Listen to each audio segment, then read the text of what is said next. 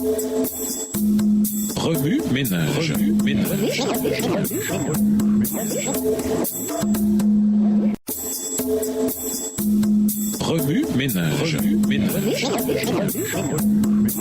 Bienvenue dans votre émission. Remue ménage. Nous voilà à la leçon de jeudi. S'impliquer, un fruit précieux. La parole de Dieu entre souvent en conflit avec nos tendances héréditaires ou acquises et avec nos mauvaises habitudes. Mais l'auditeur représenté par la bonne terre reçoit la parole et se soumet à toutes ses exigences. Tout son comportement est dès lors sous le contrôle de celle-ci. À ses yeux, les commandements de l'homme borné et sujet à l'erreur sont insignifiants à côté de la parole du Dieu infini. C'est de tout son cœur et avec une détermination inébranlable qu'il aspire à la vie éternelle. Même s'il devait subir la persécution, perdre ses biens et jusqu'à sa vie, il obéira à la vérité. Et il porte du fruit avec persévérance. Aucun de ceux qui reçoivent la parole de Dieu n'est à l'abri des difficultés et des épreuves. Mais le véritable chrétien ne se laisse pas aller à l'impatience, au doute et à l'abattement. Même si nous ne pouvons pas connaître l'issue de l'épreuve et comprendre les desseins de Dieu à notre égard, nous ne devons pas perdre confiance. Souvenons-nous au contraire de la miséricorde de notre Dieu. Déchargeons-nous sur lui de tous nos soucis et attendons patiemment l'heure de la délivrance. L'épreuve fortifie la vie spirituelle. Supportée vaillamment, elle modèle notre caractère et nous apporte de grandes bénédictions. La tempête et l'obscurité sont parfois nécessaires pour amener à maturité ces fruits parfaits de la foi qui sont la douceur et l'amour. Le laboureur attend le précieux fruit de la terre, prenant patience à son égard, jusqu'à ce qu'il ait reçu les pluies de la première et de l'arrière-saison. Jacques 5, verset 7. De même, le chrétien doit attendre patiemment que la parole de Dieu fructifie sa vie. Lorsque nous prions pour recevoir les grâces du Saint-Esprit, souvent Dieu exauce nos prières en nous faisant passer par certaines circonstances qui favorisent le développement de ces fruits en nous. Comme nous ne comprenons pas ces desseins, nous nous étonnons et sommes consternés. Cependant, ces grâces ne peuvent se développer sans suivre des lois comparables à celles qui régissent la croissance de la plante. Notre rôle est donc de recevoir la parole, de la garder avec soin et de nous soumettre à elle sans réserve. Alors seulement les desseins de Dieu se réaliseront en nous. Si quelqu'un m'aime, dit le Christ, il gardera ma parole et mon Père l'aimera. Nous viendrons à lui et nous ferons notre demeure chez lui. Jean 14, verset 23. Nous vivrons sous l'attrait d'un esprit fort et parfait parce que nous serons en liaison étroite avec la source de puissance éternelle. Dans notre vie en Dieu, nous serons captifs de Jésus-Christ. Nous ne vivrons plus en égoïste, mais le Christ vivra en nous. Son caractère se reflétera dans le nôtre. Et c'est ainsi que nous produirons les fruits du Saint-Esprit, 30, 60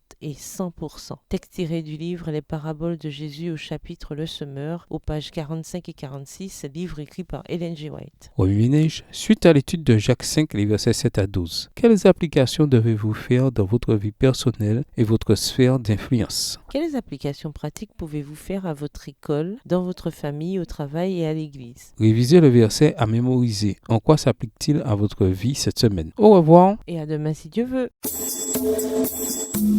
Remue ménage. Remue ménage.